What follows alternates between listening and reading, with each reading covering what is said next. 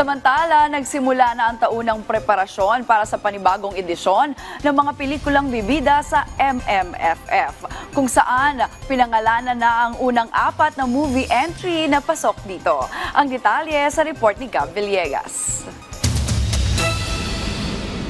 Formal ng pinangalanan ng Metro Manila Film Festival ang unang 4 na pelikulang kalahok sa ika-51 edisyon nito ngayong taon. Ayon kay MMDA Chairman Don Artes na siya ring concurrent chair ng MMFF, ang positibong feedback mula sa publiko sa nakaraang edisyon ang nag-raise ng bar para sa patimpalak. Kaya mas mataas na pamantayan sa mga pelikulang magiging kalahok ngayong taon.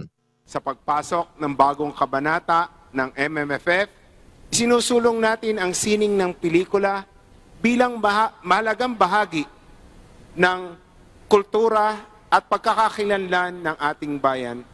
Kaakibat ang adhikain ni Pangulong Ferdinand Marcos Jr. para sa bagong Pilipinas. Dagdag pa ng MMDA, paraan ang festival para ma-flex ang galing ng Pinoy. Sa bagong yugtong ito, nais po nating palawakin pa ang layunin ng festival bilang isang makabuluhang plataporma para maipakita ang malikhaing gawa ng Pilipino sa larangan ng pelikula ngayong taon.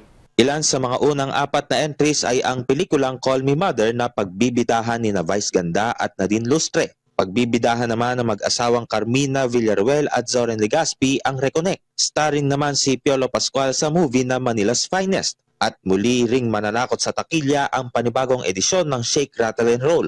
Ngayong taon, ang lungsod ng Makati ang magiging host para sa 51st MMFF. Dito rin naarangkada ang taunang Parade of Stars. Masaya po kami dahil napili ninyo dito sa lungsod namin isagawa ang MMFF ngayong taon. Umasa kayong aabangan namin at aabot sa 23 entries ang natanggap ng Selection Committee. Sa September 15 naman, pipiliin ang natitirang 4 na pelikulang kukumpleto sa 8 official entries para sa 51st Metro Manila Film Festival. Gab Humilde Villegas para sa Pambansang TV sa Bagong Pilipinas.